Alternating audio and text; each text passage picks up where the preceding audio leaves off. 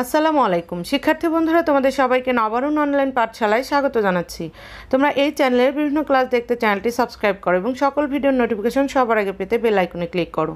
শিক্ষার্থী বন্ধুরা, আজ আমরা পড়ব পঞ্চম শ্রেণীর বাংলাদেশ ও বিশ্ব পরিচয় বিষয়ের অধ্যায় 5 জনসংখ্যা। আজ আমরা এই অধ্যায়ের অনুশীলনীর প্রশ্ন উত্তরগুলো জানব। অধ্যায় 5 জনসংখ্যা। অল্প কথায় উত্তর দাও। 1. পরিবারের উপর অধিক জনসংখ্যার 3টি প্রভাব উল্লেখ করো। উত্তর: পরিবারের উপর অধিক জনসংখ্যার 3টি প্রভাব হলো: 1. পরিবারে অধিক জনসংখ্যার কারণে খাদ্য ঘাটতি দেখা দেয়। 2. বাবা মা অনেক সময় সব সন্তানদের পুষ্টিকর খাবারের ব্যবস্থা করতে পারে না। 3. পরিবারের সদস্য সংখ্যা অধিক হলে সবার বাসস্থানের ব্যবস্থা করা সম্ভব হয় না। 2. সমাজের উপর অধিক জনসংখ্যার 3টি প্রভাব উল্লেখ করো। উত্তর: সমাজের উপর অধিক জনসংখ্যার 3টি প্রভাব হলো: 1. সমাজে অধিক জনসংখ্যার কারণে দরিদ্র মা বাবা তাদের সন্তানদের বিদ্যালয়ে পাঠাতে পারে না, ফলে শিশুরা শিক্ষা থেকে বঞ্চিত হয়। 2. অধিক জনসংখ্যার কারণে অনেক মানুষ চিকিৎসা সেবা থেকে বঞ্চিত হয়। 3. অতিরিক্ত জনসংখ্যার কারণে পরিবেশ মারাত্মক ক্ষতিগ্রস্ত হয়।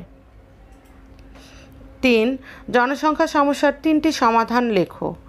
উত্তর: জনসংখ্যা সমস্যার 3টি সমাধান হলো: 1. খাদ্যের উৎপাদন বাড়াতে হবে। 2. শতভাগ সাক্ষরতার হার নিশ্চিত করতে হবে। শিক্ষার মান বৃদ্ধির জন্য প্রয়োজনীয় পদক্ষেপ গ্রহণ করতে হবে। 3. গৃহ নির্মাণে সরকারি ও বেসরকারি পর্যায়ে বিনিয়োগ বাড়াতে হবে। এবার আমরা বর্ণনামূলক প্রশ্নের উত্তরগুলো জানব। প্রশ্নগুলোর উত্তর দাও। 1. অধিক খাদ্য উৎপাদনের মাধ্যমে আমাদের দেশের জনগণ কিভাবে উপকৃত হতে পারে? উত্তর: বর্তমানে বাংলাদেশ খাদ্যে স্বয়ংসম্পূর্ণ। কয়েক বছর আগেও আমরা সকলের জন্য খাদ্য উৎপাদন করতে পারতাম না। প্রায় 25 লাখ টন খাদ্য বিদেশ থেকে আমদানি করতে হতো। এতে প্রচুর পরিমাণ অর্থ খরচ হতো।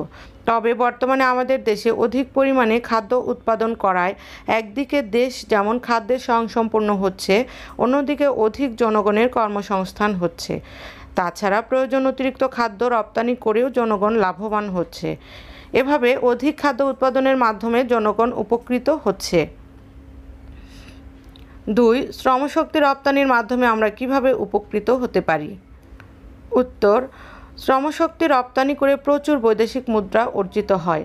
এই বৈদেশিক মুদ্রা দেশের অর্থনীতিকে সমৃদ্ধ করে। এছাড়াও তাদের উপার্জিত অর্থ তাদের পরিবারের বিভিন্ন চাহিদা পূরণ করে। বিদেশ থেকে পাঠানো তাদের অর্থ আমরা বিভিন্ন কাজে বিনিয়োগ করতে পারি। এতে করে দেশের মানুষের কর্মসংস্থান সৃষ্টি হতে পারে। শ্রমশক্তি রপ্তানির মাধ্যমে আমরা এভাবে উপকৃত হতে পারি। 3. কারিগরি প্রশিক্ষণ বৃদ্ধির মাধ্যমে আমরা কিভাবে উপকৃত হতে পারি? উত্তর: দক্ষ জনসম্পদ একটি দেশের সার্বিক উন্নয়নে গুরুত্বপূর্ণ ভূমিকা পালন করে। কারিগরি প্রশিক্ষণ বৃদ্ধির মাধ্যমে আমরা দক্ষ জনসম্পদ গড়ে তুলতে পারি। এইসব দক্ষ জনগণ দেশের উন্নয়নমূলক বিভিন্ন কর্মকাণ্ডে অংশগ্রহণ করতে পারে। এর ফলে দেশের উন্নয়ন ত্বরান্বিত হয় এবং জনগণের জীবনযাত্রার মান বৃদ্ধি পায়। এভাবে কারিগরি প্রশিক্ষণ বৃদ্ধির মাধ্যমে আমরা উপকৃত হতে পারি। শিক্ষার্থীরা, এই প্রশ্নগুলো তোমাদের জন্য খুবই গুরুত্বপূর্ণ, তাই তোমরা এই প্রশ্নগুলো শিখবে, তারপর লিখে নিবে।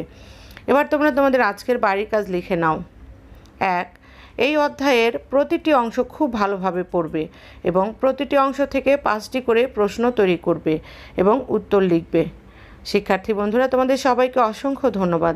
এই চ্যানেলের অন্য ক্লাসগুলো দেখার জন্য ডিসক্রিপশন বক্স চেক করো। তোমরা সকলে সুস্থ, সুন্দর ও নিরাপদ থাকো সেই প্রত্যাশা রাখছি। আল্লাহ হাফেজ।